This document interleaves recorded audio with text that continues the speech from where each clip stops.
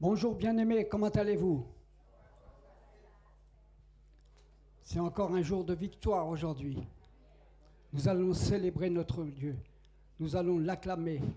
Nous allons proclamer sa gloire. Le thème de notre louange aujourd'hui sera le suivant.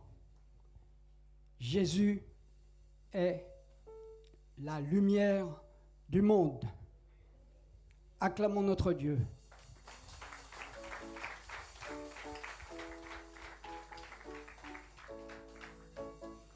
Il nous dit ceci dans l'évangile de Jean au chapitre 8 et au verset 12. Jésus leur parla de nouveau et dit « Je suis la lumière du monde.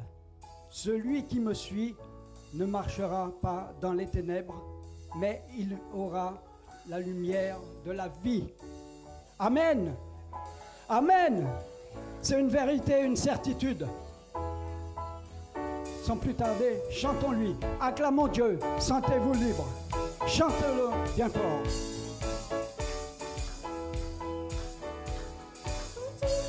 Car Dieu est là, poussons des cris de joie. Dressons-lui un trône de reconnaissance, un palais de louange. Chantons le roi des rois, son amour durera.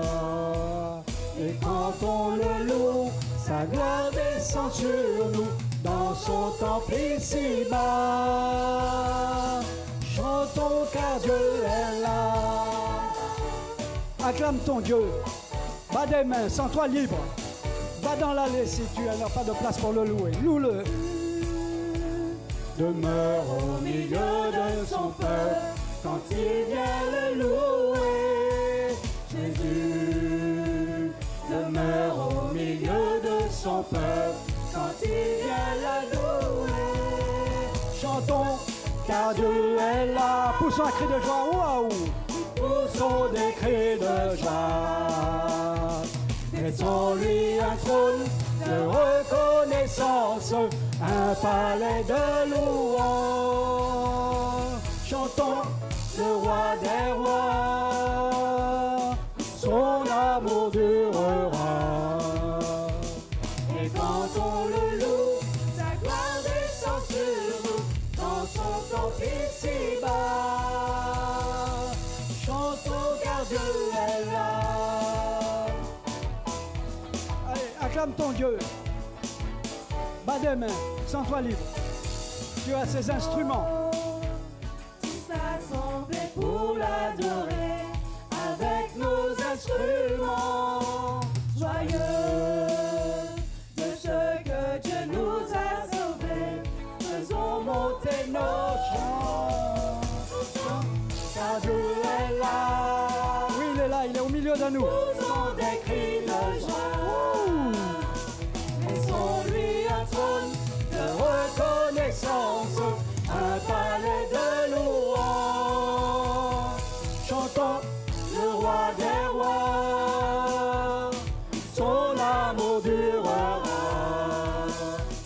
Et quand on le loue, sa gloire descend sur nous dans son temple ici-bas. Chantons car Dieu est là.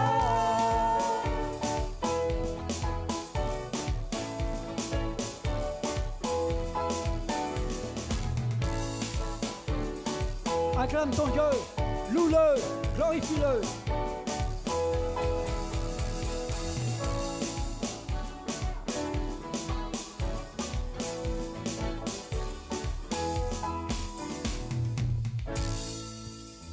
Amen. Amen. Acclame ton Dieu.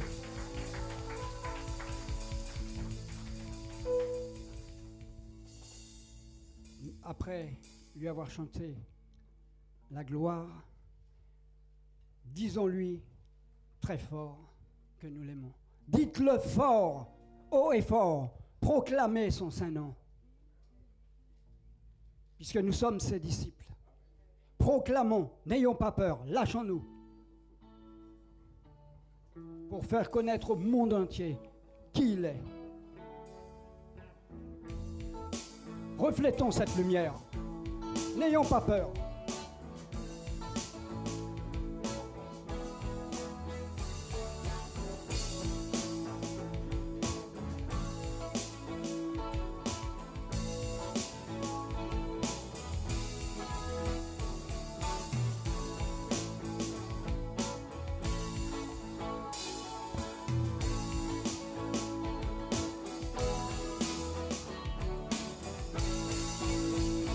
Entendez tous l'appel, adorez l'Éternel, vous familles de la terre, célébrez ce que Dieu a fait, c'est grand est l'amour envoyé du haut des cieux. Le Fils de Dieu, pour nous est mort, ressuscité, il vit encore. Dites-le fort, dites-le fort, encore plus fort, annoncez ce que Dieu a fait.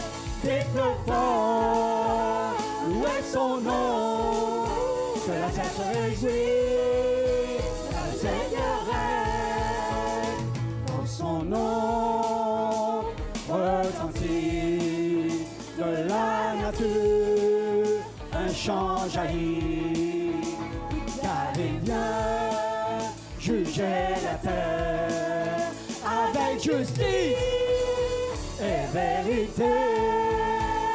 Dites-le fort, fort, encore plus fort, annoncez ce que Dieu a fait. Dites-le fort, louez son nom, que la terre se réjouit, car le Seigneur règne. Dites-le fort, encore plus fort à vous, annoncez ce que Dieu a fait. Dites-le fort, louez son nom, que la terre se réjouit, car le Seigneur règne. À vous tout seul. À vous, lâchez-vous, dites-lui.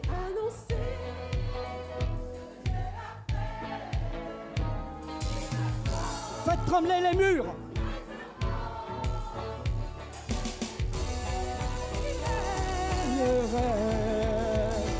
Dites-le fort, encore plus fort, annoncez ce que Dieu a fait.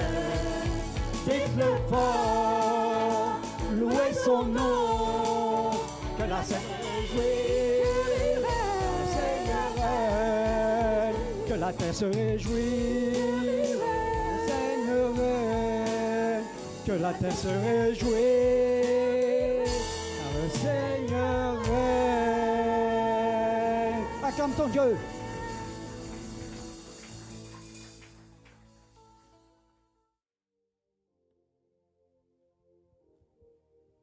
Bonjour à tous. Bonjour à tous.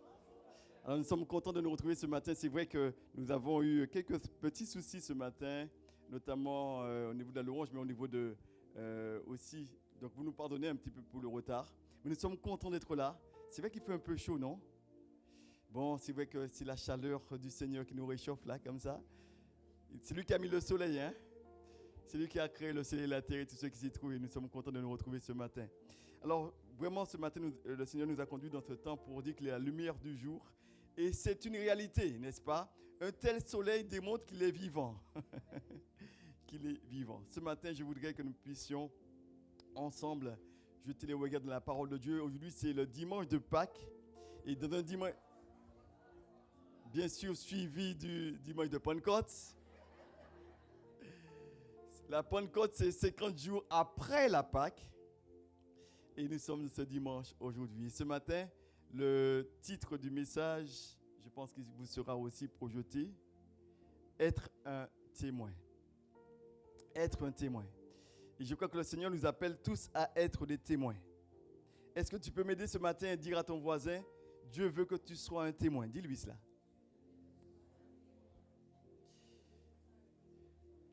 Tu lui as dit ça doucement. Dis-lui ça avec un grand sourire, le meilleur sourire que tu as. Dieu veut que tu sois un témoin. Dis-lui cela. Dieu veut que tu sois un témoin. Cette exhortation nous est adressée ce matin. Et je crois que ce matin, en effet, s'il y a une chose qu'on devrait toujours garder, c'est bien justement ce fait que l'on soit un témoin. Et c'est vrai que dans cette période où où l'on parle de la Pentecôte, ou la venue du Saint-Esprit, où il y a eu de grandes choses qui se sont produites, eh bien Dieu a donné une mission. Et le problème qui se pose aujourd'hui et que l'on peut voir aujourd'hui est le suivant. Nombreux sont ceux qui sont des témoins et pour autant ils ne savent pas qu'ils sont des témoins. C'est-à-dire qu'ils se comportent comme étant de ceux qui n'ont pas de mission. Et j'aimerais te dire que si tu as accepté Jésus-Christ dans ta vie, tu as une mission. Tu es un témoin. Tu as une mission et Dieu attend que tu puisses témoigner de sa grandeur, mais aussi de sa personne autour de toi. C'est là le problème que nous rencontrons et beaucoup peuvent vivre, chacun pour soi, d'une manière et d'une autre. Mais si tu as reçu Jésus-Christ dans ta vie, tu es un témoin.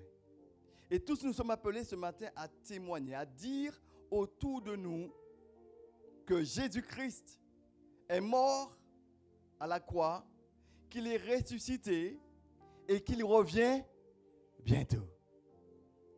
Et si maintenant il t'arrive de passer par la mort, parce que vous savez, nous sommes là aujourd'hui, nous ne sommes pas sûrs d'être là demain, de savoir où tu iras si tu viens à mourir maintenant.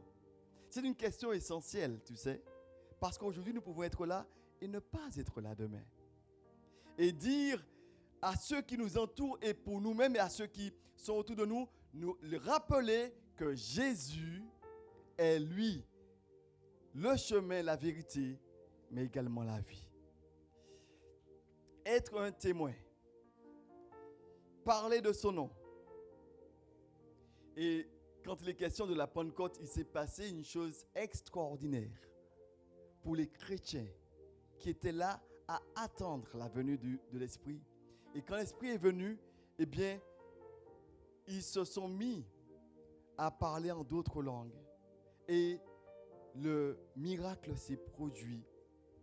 Ceux qui n'étaient pas des Juifs, ceux qui n'étaient pas des enfants de Dieu, ceux qui n'étaient pas choisis parmi le peuple de Dieu, ils ont dès ce jour l'apparition de l'Église. C'est-à-dire que tous, que tu sois jaune, rouge ou caco, comme tu veux, tu peux être sauvé. Tu peux faire partie des enfants de Dieu. Et ça, c'est quelque chose de formidable. Je t'invite sans plus tarder à ouvrir ta Bible. Nous allons lire ensemble dans le livre des Actes des Apôtres au chapitre 1er. Actes des Apôtres au chapitre 1er. Actes des Apôtres, chapitre 1er.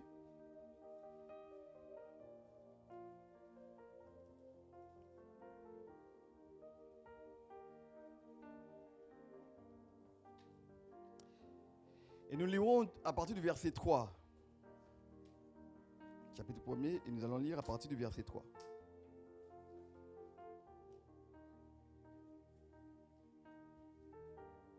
Nous avons tous trouvé? Je crois que cela sera aussi affiché. Voilà. Dans ce chapitre de Actes des Apôtres, chapitre 1, il est question du début. Et le livre des Actes des Apôtres nous parle de l'effusion du Saint-Esprit. C'est-à-dire qu'on pourrait dire les Actes des Apôtres, mais on pourrait dire le livre aussi du Saint-Esprit. C'est-à-dire que où l'on voit l'Esprit de Dieu agir de différentes manières. Et vraiment, c'est être un témoin, c'est ce que Dieu nous appelle à être. Et nous lisons ensemble dans le livre des Actes des Apôtres, au chapitre 1er. Et je lis avec vous à partir du verset 3. Il dit ceci, après qu'il eut souffert, il leur apparut vivant et leur donna plusieurs preuves, se montrant à eux pendant 40 jours et parlant des choses qui concernent le royaume de Dieu. Il est question de Jésus. Comme il se trouvait avec eux, il leur recommanda de ne pas s'éloigner de Jérusalem, mais d'attendre ce que le Père leur avait promis. Ce que je vous ai annoncé, leur dit-il, car Jean vous a baptisé d'eau, mais vous, dans quelques jours, vous serez baptisés du Saint-Esprit. Alors les apôtres réunis lui demandèrent, Seigneur, quand? Oui, Seigneur, est-ce ce temps que tu rétabliras le royaume d'Israël? Il leur répondit, ce n'est pas à vous de connaître le temps ou le moment que le Père a fixé de sa propre autorité, mais vous recevrez une puissance, le Saint-Esprit survenant sur vous, et vous serez mes témoins à Jérusalem, dans la Judée, dans la Samarie et jusqu'aux extrémités de la terre. Je voudrais lire avec vous ce verset très important, verset 8. Il dit ceci, mais vous recevrez une puissance, le Saint-Esprit survenant sur vous, et vous serez mes témoins à Jérusalem, dans toute la Judée, dans la Samarie, jusqu'aux extrémités de la terre. Voilà la mission. Jésus va leur dire, vous recevrez une puissance et vous serez mes témoins. Bien, la question que j'aimerais vous poser d'ores et déjà, est-ce que le Saint-Esprit est une puissance? Oui? Est-ce que le Saint-Esprit c'est un fleuve? Est-ce que le Saint-Esprit c'est une colombe? Est-ce que le Saint-Esprit c'est de l'eau qui coule? Non. En effet, le Saint-Esprit, ce n'est pas une puissance. Ce n'est pas un fleuve d'eau. Ce n'est pas une colombe. Ce n'est pas ceci et cela. Le Saint-Esprit, c'est une personne. C'est la personne de Dieu qui communique la puissance, qui communique la possibilité de faire des choses. Mais le Saint-Esprit, c'est une personne parce qu'on peut l'attrister, on peut ne pas l'écouter parce que le Saint-Esprit parle. Une puissance ne parle pas. Une puissance ne peut pas être attristée. Mais une personne, oui. Et le Saint-Esprit, c'est une personne qui communique la puissance. Jésus a dit, vous recevrez le Saint-Esprit sur vous et vous serez mes témoins. Lisons ensemble maintenant dans le livre des Actes des Apôtres, toujours au chapitre 2. Et au chapitre 2, il dit ceci au verset 1er. Il dit ceci, le jour de la Pentecôte, ils étaient tous dans un même lieu. Et j'aimerais dire qu'il est bon pour les chrétiens de se retrouver ensemble. Beaucoup ont dit, quand il s'agit du fait de se retrouver ensemble, il peut être question d'hypocrisie. Je ne suis pas un religieux pour être tout le temps avec des chrétiens. Non. Je vis ma foi. J'ai beaucoup entendu, je suis un croyant non pratiquant. Ça veut dire quoi? Est-ce que c'est possible ça? Un chrétien aime se retrouver avec d'autres chrétiens. Parce que ensemble, nous sommes plus forts. Et on aime entendre la parole du Seigneur. On aime être visité par Dieu. On aime être béni. Quels sont ceux qui ne veulent pas être bénis pour qu'on ne puisse pas prier pour eux? Tous, nous voudrions être bénis, n'est-ce pas? Et nous savons que la bénédiction se trouve auprès de celui qui donne la bénédiction. Et celui qui donne la bénédiction, c'est notre Dieu. Alléluia. Alors, lisons ensemble Actes des Apôtres, chapitre 1er, il dit ceci. Le jour de la Pentecôte, ils étaient tous ensemble dans un même lieu. Tout à coup, il vint du ciel un bruit, comme un vent impétueux. Et il remplit toute la maison où ils étaient assis. Des langues, semblables à des langues de feu, leur apparurent séparées l'une des autres et se posèrent sur chacun d'eux. Et ils furent tous remplis du Saint-Esprit et se mirent à parler en d'autres langues, selon que l'Esprit leur donnait de s'exprimer. Or, il y avait en ces jours à Jérusalem des Juifs, hommes pieux, de toute nation qui sont sous le ciel. Au bruit qu'il eut lieu, la multitude accourut et fut confondue parce que chacun les entendait parler dans sa propre langue. Ils étaient tous dans l'étonnement et la surprise. Ils se disaient les uns les autres, voici ces gens qui parlent, ne sont-ils pas tous galiléens? Et comment les entendons-nous dans notre propre langue à chacun, dans notre langue maternelle? Parthes, Médès, Élamites, ceux qui habitent la Mésopotamie, la Judée, la Cappadoce, le Pont, l'Asie, la Phrygie, la Pamphylie, l'Égypte, le territoire de Libye, voisine de Cyrène, et ceux qui sont venus à Rome, juifs, prosélytes, crétois et arabes, comment les entendons-nous parler dans notre langue des merveilles de Dieu? Ils étaient tous dans l'étonnement et ne sachant que penser, ils se disaient les uns aux autres, que veut dire ceci? Mais d'autres se moquaient et disaient, mais ils sont pleins de vin doux. Yo boulé, yo sous. Ce serait en créole, ce serait cela. Ils sont ivres. Alors Pierre, se présentant avec les 11, éleva la voix et leur parla en ces termes. Hommes juifs, et vous qui séjournez à Jérusalem, sachez ceci et prêtez l'oreille à mes paroles. Ces gens ne sont pas ivres comme vous le supposez, car c'est la 3e heure du jour. Mais c'est ici ce qui a été dit par le prophète Joël. Dans les derniers jours, dit Dieu, je répondrai de mon esprit sur toute chair. Vos fils et vos filles prophétiseront, vos jeunes filles, vos jeunes gens auront des visions, et vos vieillards auront des songes. Oui, sur mes serviteurs et sur mes servantes dans ces jours-là, je répondrai de mon esprit, et ils prophétiseront. Je ferai paraître des prodiges en haut dans le ciel et des miracles en bas sur la terre, du sang, du feu et une vapeur de fumée. Le soleil se changera en ténèbres et la lune en sang avant l'arrivée du jour du Seigneur, de ce grand jour glorieux. Et il est dit ceci au verset 21 qui nous concerne. Alors quiconque invoquera le nom du Seigneur sera sauvé. Est-ce qu'on peut acclamer bien fort le Seigneur? Parce que le Seigneur, Jésus, aime tous les hommes. Et il est dit, écrit ceci, ici Dieu t'aime et tu dois le savoir, te le rappeler que Dieu t'aime.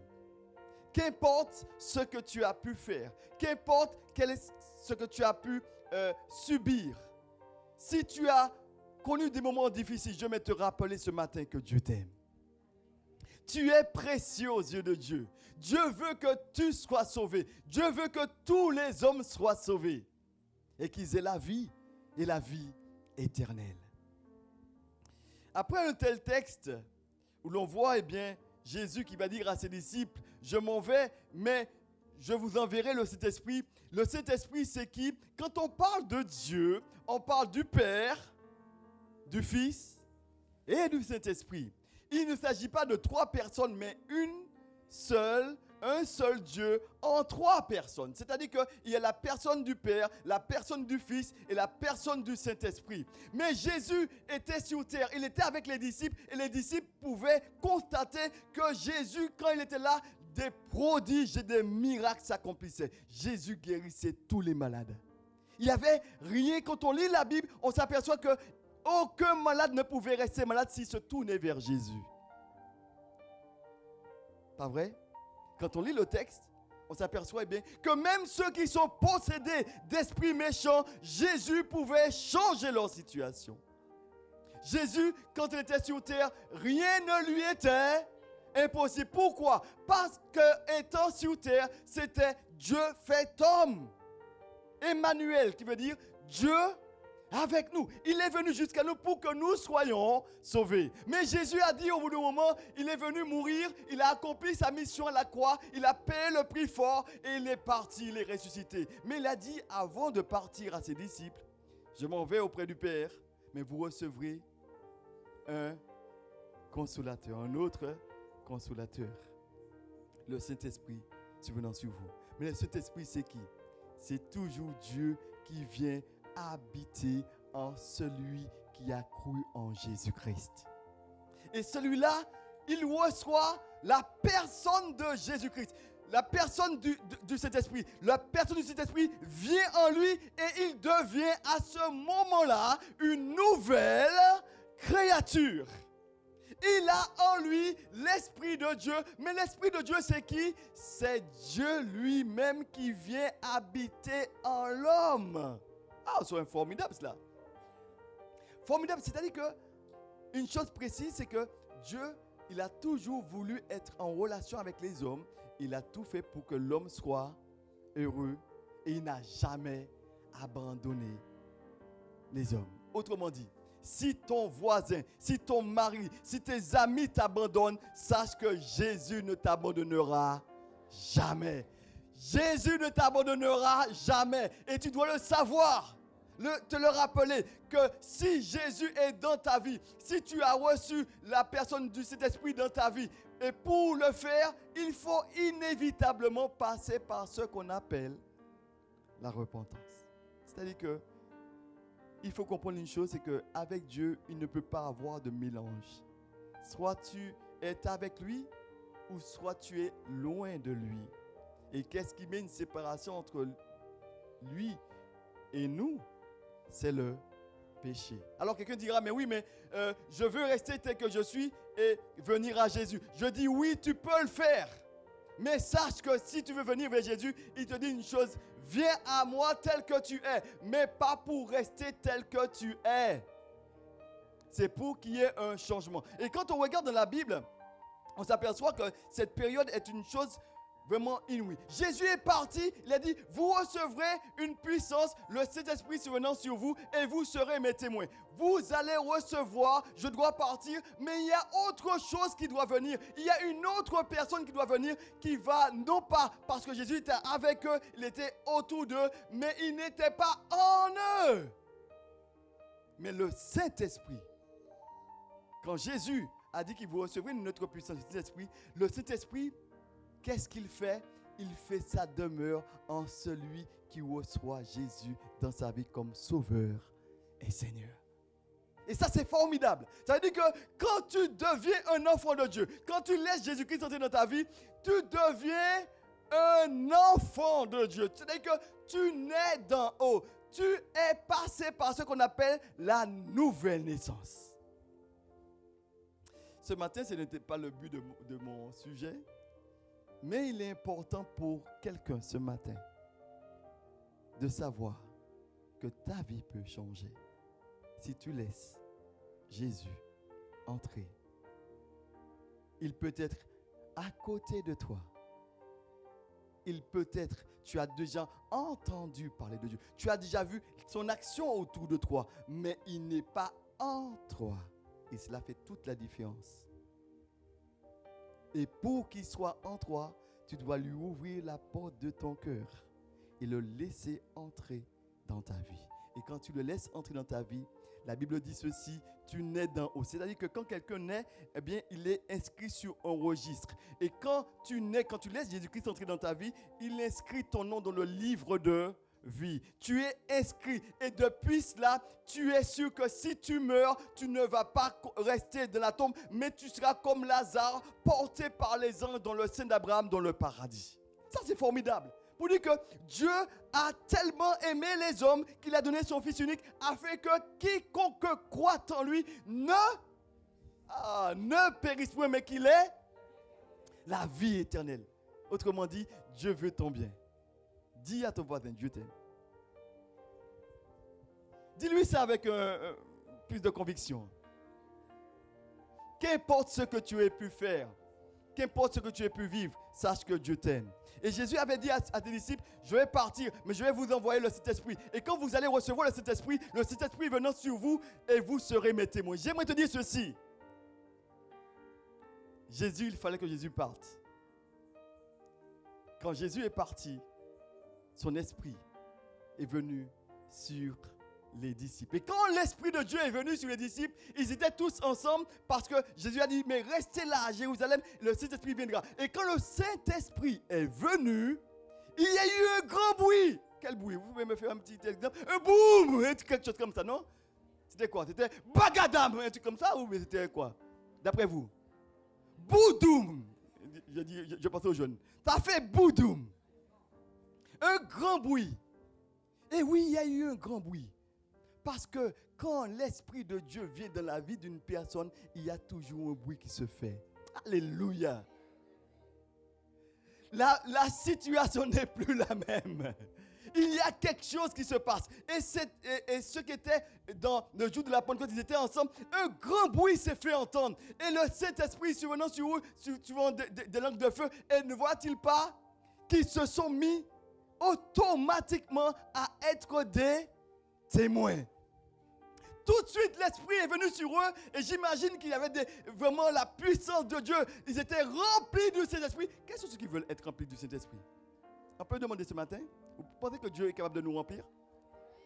Mais s'il te remplit, tu sais que ce n'est pas pour toi. Ce n'est pas pour toi. Ce sera pour ceux qui t'entourent.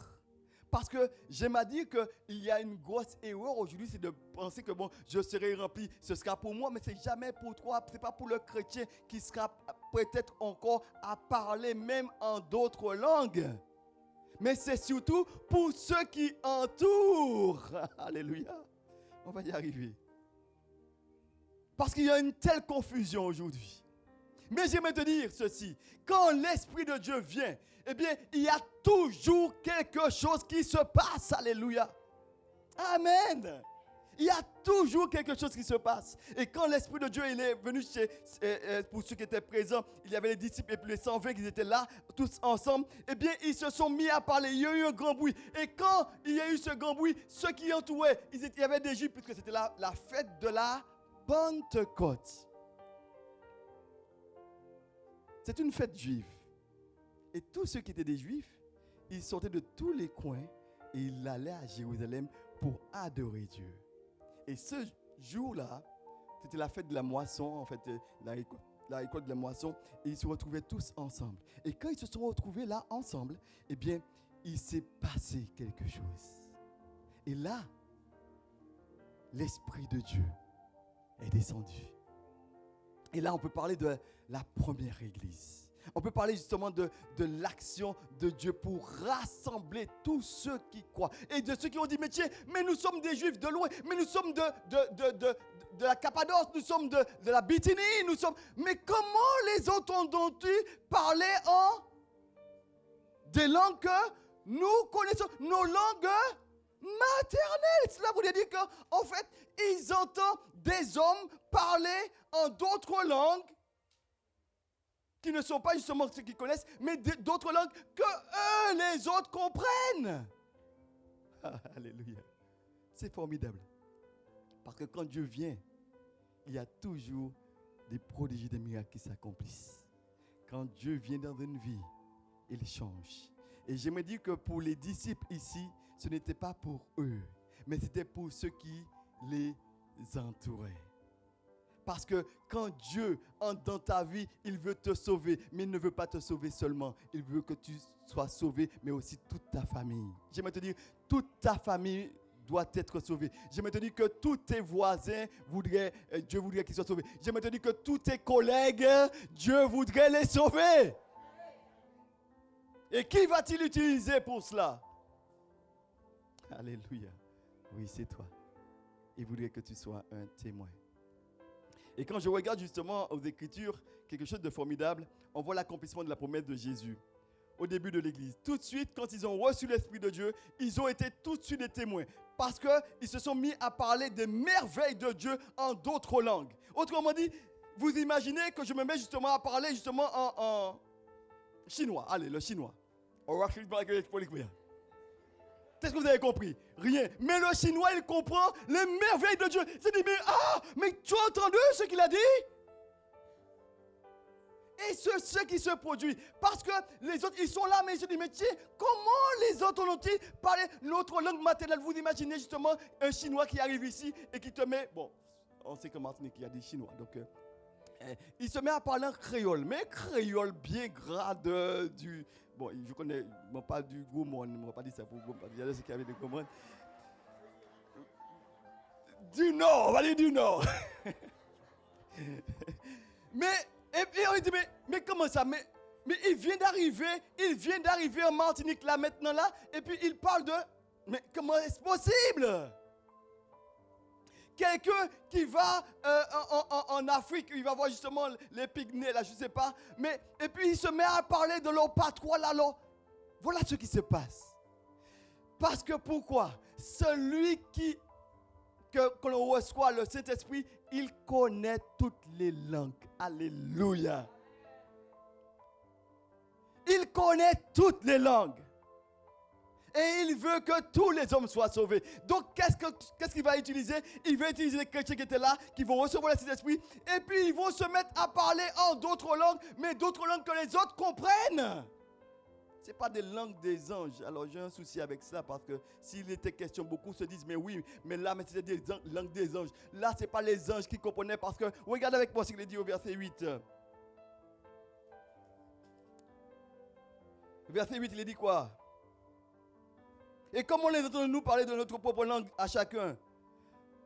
Partès, Médès, Élamite, tous ceux qui habitent la Mésopotamie, la Judée, la Cappadoce, mais tous ceux qui habitent là, mais ce sont d'autres langues, mais des langues éligibles. Voilà, on comprend très bien. Et vous imaginez, il n'y a pas les bons en créole. Moi à Jérusalem, il n'y a pas les bons en créole. Je me dis, mais où là? Où aller en Martinique? Ou peut-être aller en Guadeloupe, peut-être.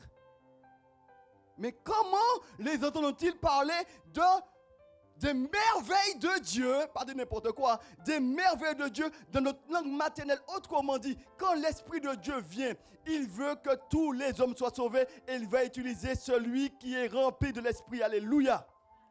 Et Dieu veut t'utiliser. Est-ce que tu as reçu l'Esprit de Dieu? Est-ce que l'Esprit de Dieu est en toi? Quand je lis le livre des Actes des Apôtres, c'est formidable parce qu'on voit que la Pentecôte, il y a eu la Pentecôte. La Pentecôte, c'est bien cette période-là où en fait on peut parler aussi dans le Nouveau Testament.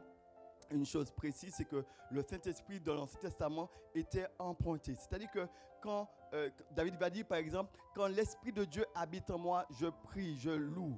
Mais quand est venu le jour de la Pentecôte, le Saint-Esprit, il est venu pour demeurer en l'homme. Autrement dit, quand l'Esprit vient, il ne vient pas pour repartir, mais il vient pour rester. Et c'est ce qui fait de toi un enfant de Dieu. Et c'est pourquoi il te dit, l'apôtre Paul va dire une chose, soyez remplis du... Ça veut dire que tu peux être sauvé. Quand tu es sauvé, tu reçois la personne du Saint-Esprit. Quand tu dis, Seigneur Jésus, je t'invite à venir de ma vie, je t'ouvre mon cœur, c'est lui qui vient faire ta demeure en toi. Mais qui est-ce qui fait ta demeure en toi? C'est la personne du Saint-Esprit qui vient en toi et qui atteste à ton esprit que tu es un enfant de Dieu. L'Esprit de Dieu atteste à ton esprit. Mais pour ceux qui t'entourent, tu te dis, mais tiens, moi connais un tel, mais ça on est où bizarre ces derniers temps là? Ou pas qu'à manger même baguette, ou pas qu'à habiller même manière, ou pas qu'à parler même manière. Qu'est-ce que tu as de différent? Parce que quand le Saint-Esprit vient dans ta vie, il y a toujours une différence, même au niveau du langage. Même au niveau, parce que ceux qui t'entourent dans ce métier, il y a une différence. Quelqu'un a dit, même ton chien doit voir que tu as changé. Si tu as crié Médor, et là c'est Médor. Parce que même le chien est censé, et il dit, mais j'ai ou pas qu'à, hein? Mais là, on va dire, mais oui, mais donc, laisse tranquille, viens. Parce que tes voisins même, ceux qui t'entourent doivent voir une différence. Quand Jésus entre dans une vie, il la change. Le langage change. Et ce que j'aime dans ce texte, c'est que si toi, tu ne sais pas t'exprimer, Dieu t'aide à t'exprimer. Les disciples, ils étaient tous ensemble, mais il n'est pas dit qu'une catégorie, eh bien, les plus érudits, en tout cas ceux qui ont plus de connaissances parmi eux, qui se sont mis à parler en d'autres langues. Non, tous, c'est-à-dire que tous nous avons, si tu as reçu l'Esprit de Dieu, tous nous sommes appelés à être des témoins.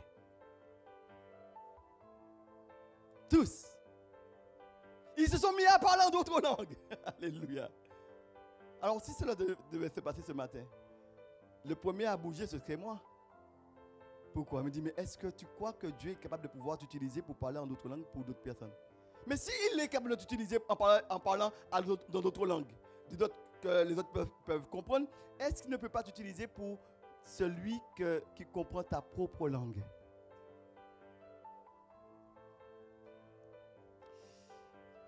J'aime ce texte parce que Jésus avait annoncé l'accomplissement. On trouve l'accomplissement de la parole de Jésus quand Jésus a dit ceci: vous recevrez une puissance. Et là, le Saint-Esprit est venu. Et quand il est venu, il y a eu le changement. Il y a eu un changement de langage. J'aimerais te dire ceci: si Dieu entre dans ta vie, ton comportement change, ton langage change, ta manière même de t'habiller change. Parce qu'il sait aussi t'orienter pour te dire, mais voilà ce qui m'est agréable.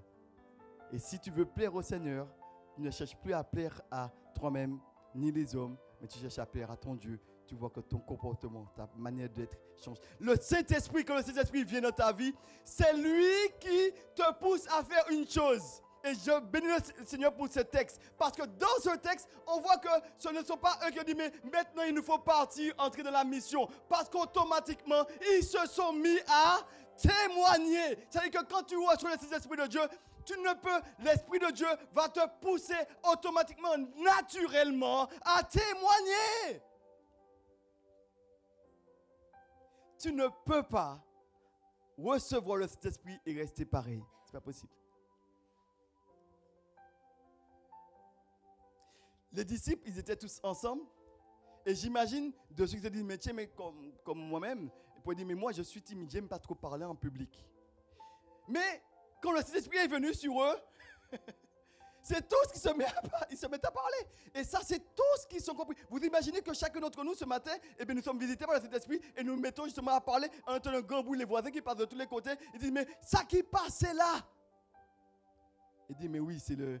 Et on les entend parler des merveilles de Dieu. Dieu t'aime. Dieu t'aime. Ils étaient tous ensemble dans ce même lieu. La Pentecôte, c'est cette période où, 50 jours après la Pâque, où il y a eu la venue de l'Esprit de Dieu. La venue de l'Esprit de Dieu a conduit justement à une nouvelle dispensation, qui est la dispensation de la grâce, pour dire que tous les hommes peuvent être sauvés. Et qui Dieu va utiliser pour leur dire qu'il les aime, c'est toi et moi.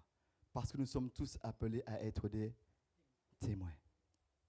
Et quand on regarde justement l'accomplissement de la parole de Dieu, et on voit que être un témoin, c'est quoi? Le témoin, c'est celui qui témoigne, une personne en présence de qui s'est accompli un fait ou encore une action, et il est appelé à l'attester. C'est ça un témoin. Un témoin. On peut parler d'un témoin oculaire. Il a vu des choses et il témoigne exactement de ce qu'il a vu. Non pas ce qu'il va imaginer, mais ce qu'il a vu. Autrement dit, si Dieu nous appelle à être des témoins, si l'Esprit de Dieu vient en nous et va nous oindre, on va dire ça comme ça, pour que l'on soit des témoins, inévitablement, tu ne pourras pas rester la bouche fermée.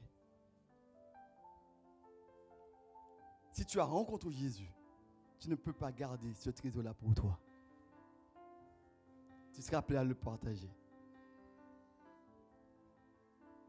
L'Esprit de Dieu témoigne à notre esprit que nous sommes enfants de Dieu. Mais l'Esprit aussi, quand il est venu, c'est lui qui convainc l'homme de péché, de justice et de jugement. Pour dire que quand l'Esprit de Dieu, quand toi tu viens en quelque part, il y a de ceux qui vont t'aimer, d'autres qui vont te rejeter. Ce n'est pas toi, parce que c'est l'Esprit de Dieu en toi. Et quand tu viens, tu sais aussi par ton comportement, par ton attitude, pousser l'autre à lui, mais tu te crois meilleur que moi. Ce n'est pas toi, mais c'est parce que l'Esprit de Dieu est en toi et le convainc qu'il est un pécheur. J'aimerais dire à une personne ceci ce matin. Nous sommes tous des pécheurs, hein? Mais il y a des pécheurs justifiés et des pécheurs condamnés. Celui qui est justifié, celui qui reconnaît que je suis pécheur et je demande à Dieu de m'aider. Et Dieu le lave dans le sang de l'agneau. Et lui devient après cela une nouvelle créature.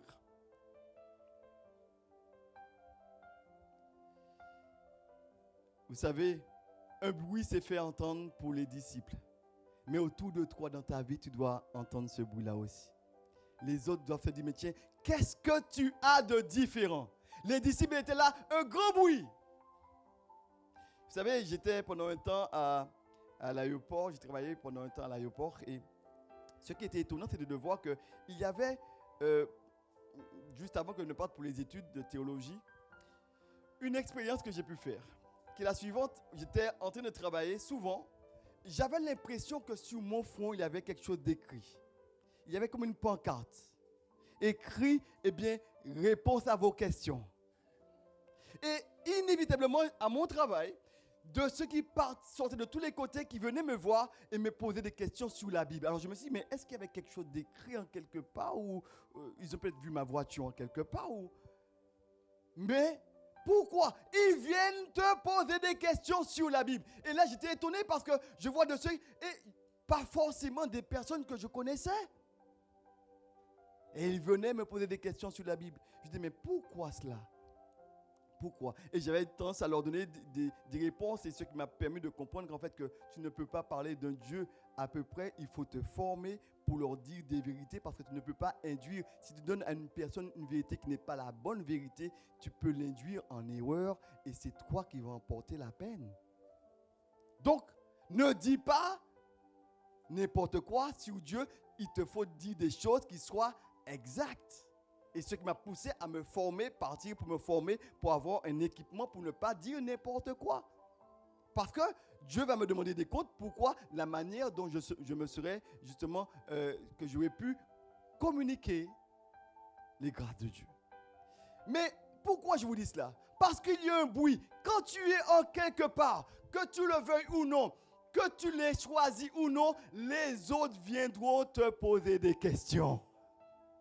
Il y a un bruit qui se fait.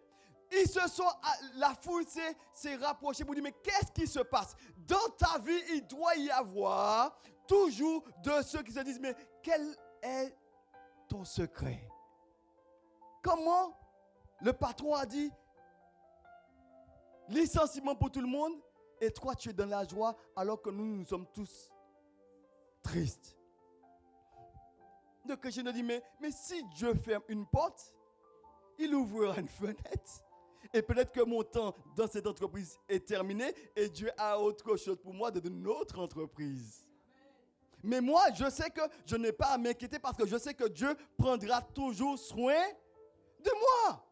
Et comment que toi tu peux être dans la joie? Parce que je sais que aucune situation, moi je ne maîtrise pas les circonstances, mais celui en qui j'ai mis mon assurance, celui sur qui je m'appuie, eh bien lui, il est au contrôle de toutes choses.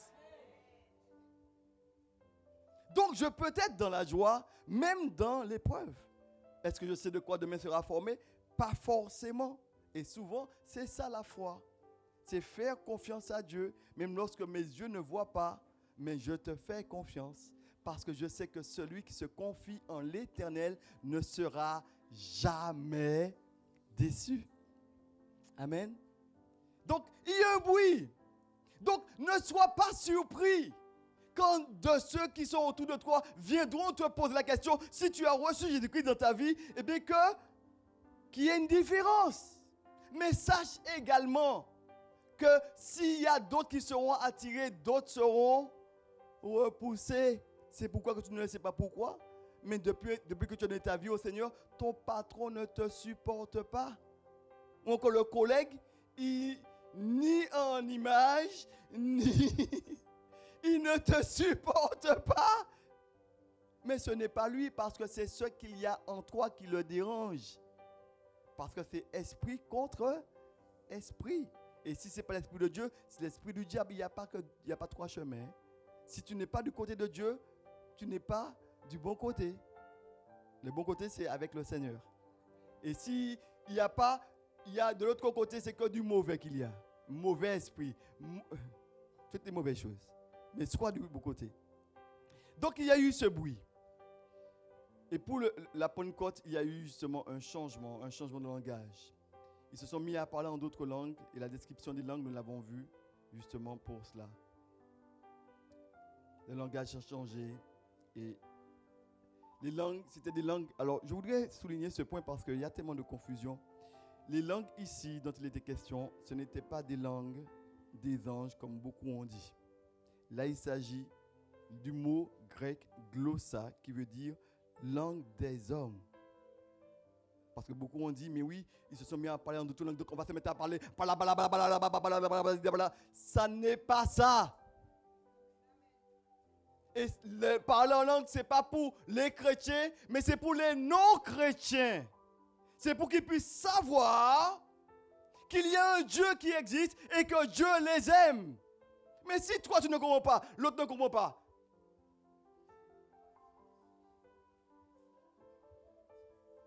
Et j'aimerais te dire, ce n'était pas pour, et là le problème, dans différentes assemblées, on voit qu'il y a un parler en langue ce n'est pas pour les chrétiens, c'est pour les non-chrétiens.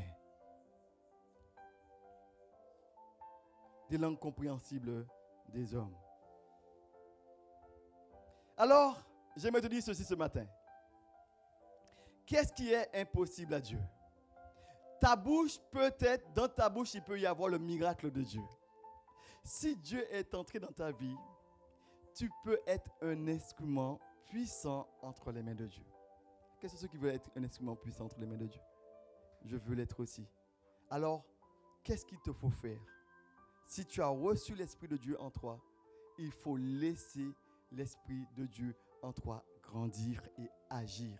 C'est-à-dire qu'on peut dire une chose, pour être un témoin, selon, non pas ce que tu veux, mais ce que Dieu veut, il te faut être rempli de cet esprit. Mais quand la Bible dit soyez remplis de cet esprit, c'est parce qu'on peut ne pas être rempli de cet esprit. On peut être de chrétiens depuis des années et puis on est toujours au même niveau. La Bible nous enseigne à grandir dans la connaissance de Dieu. La parole de Dieu, elle alimente justement l'action du Saint-Esprit de ma vie. Et quand je vais prendre du temps de la prière, du temps avec Dieu, du temps de la recherche de Dieu, eh bien, je grandis spirituellement et je deviens de plus en plus malléable entre les mains de Dieu pour que Dieu puisse m'utiliser. Alors pour cela, j'aimerais te dire, pour que Dieu puisse t'utiliser puissamment, il te faut être rempli du Saint-Esprit. Comment faire pour être rempli du Saint-Esprit? La première des choses, c'est qu'il faut déjà naître de nouveau, recevoir l'Esprit. Première des choses, c'est laisser Jésus-Christ entrer dans ma vie. Et quand je le laisse entrer dans ma vie, il me donne son esprit. Et quand il entre dans ma vie, il fait de moi son enfant. Et quand je deviens un enfant de Dieu, je peux être conduit par l'Esprit de Dieu là où il veut, comme il veut, quand il veut, avec qui il veut, où il veut. Amen. C'est cela qui a d'important. Mais sache que si tu ne le fais pas ainsi, dans ta bouche, tu peux très bien. Et j'aimerais faire une petite parenthèse parce que ma question qui arrive, qui est la suivante.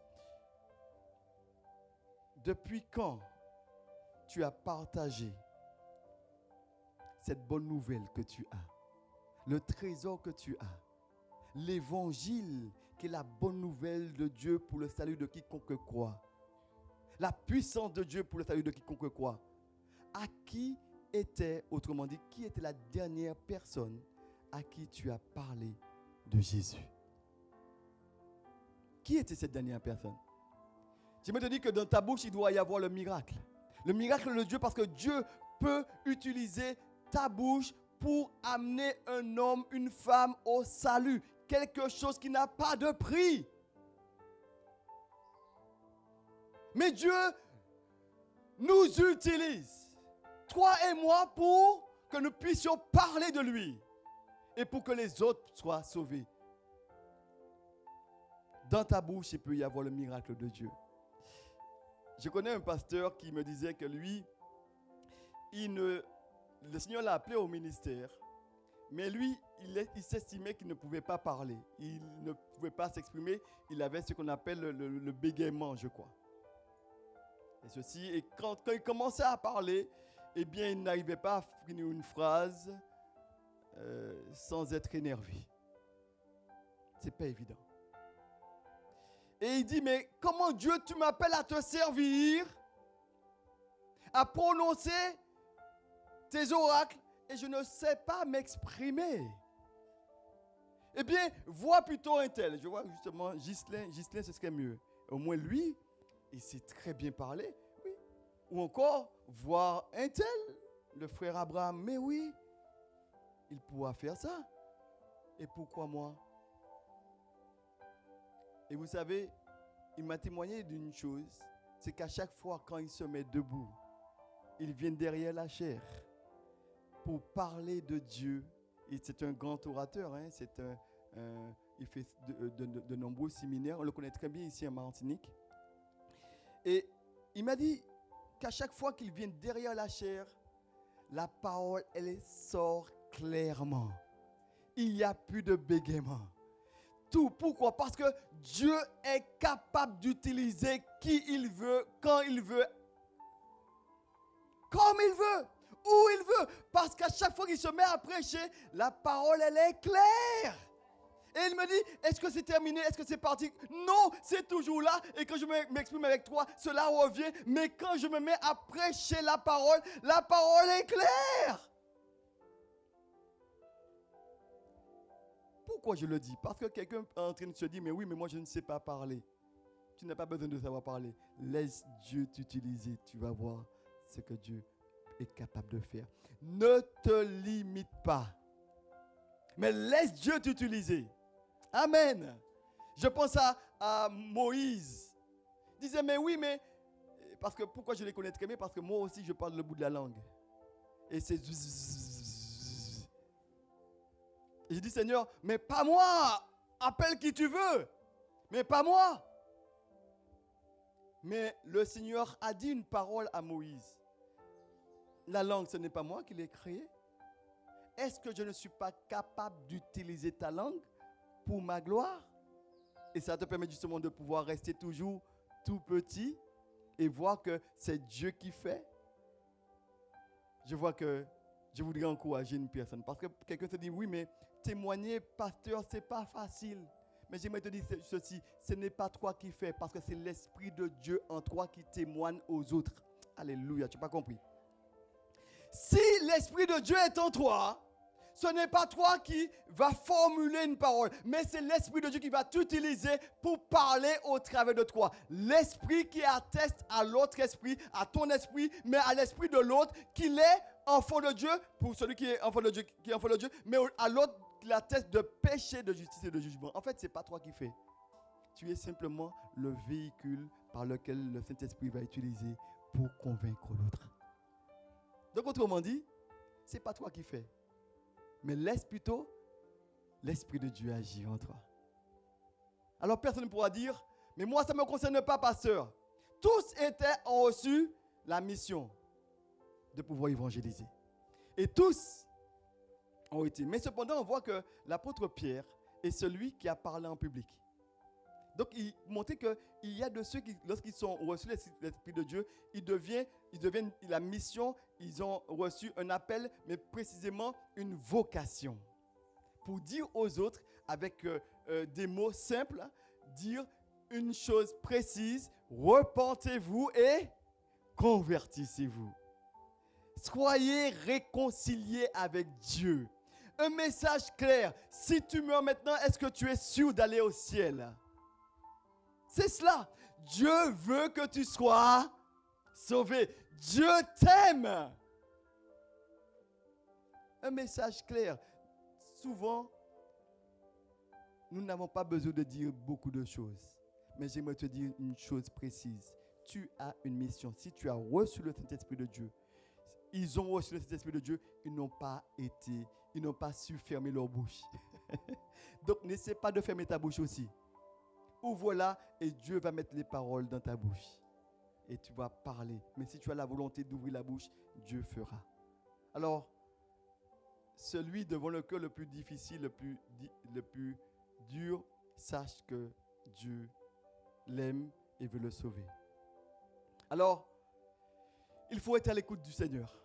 Je voulais terminer par cela parce que je vois que l'heure avance quand même pas mal. Il faudrait justement que nous puissions prendre conscience d'une chose. Qui était la dernière personne à qui tu as parlé de l'évangile?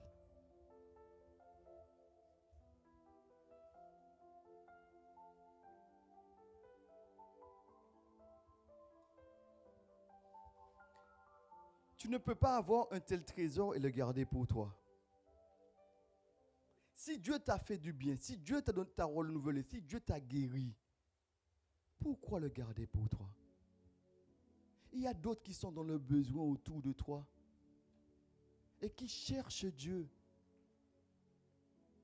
Et c'est peut-être que de ceux qui ne viendront jamais peut-être ici, peut-être ceux qui nous regardent sur Étincelle. Mais j'aimerais te dire, c'est toi que Dieu veut utiliser pour parler à ton mari, pour parler à ta femme, pour parler à tes enfants, pour parler à tes parents. Mais si tu ne sais pas que tu es en mission, tu ne vas pas chercher à avoir une intimité avec Dieu pour que Dieu puisse te donner les paroles, pour que tu puisses parler à ceux qui t'entourent. Il faut avoir de la sagesse, mais c'est par l'esprit. Et si Dieu parle à une personne, il saura toujours déposer une parole dans son cœur. Et tu verras que cela ne vient pas de toi, mais c'est Dieu qui fait. Si l'Esprit de Dieu est en toi, les autres doivent accourir autour de toi pour dire, cet esprit-là, mais qu'est-ce qui se passe? Le Saint-Esprit, quand il est en quelque part, il y a toujours une action qui se produit. Et s'il est là ce matin, c'est qu'il veut te changer. La première des choses est de te dire, Seigneur, moi je suis celui-là. Celui qui désire justement être changé. Celui qui désire d'être habité par toi. Et quelqu'un pourrait dire ce matin, parce que Dieu l'appelle au ministère comme Paul, comme Pierre, comme bien d'autres encore, à se lever pour pouvoir parler, pour aller, pour dire aux autres que Dieu les aime. Et tu dis, comme je l'ai dit, comme l'a dit Moïse, comme l'a dit aussi bien d'autres, je ne sais pas parler, je ne sais pas comment faire. Il te dit, ce n'est pas toi qui feras, mais c'est moi qui fera au travers de toi. Ce n'est pas toi qui fais. Laisse Dieu. Et c'est pourquoi il est important pour nous de faire une chose très importante. Laissons-nous conduire par l'Esprit de Dieu. J'invite au groupe de louange à prendre place.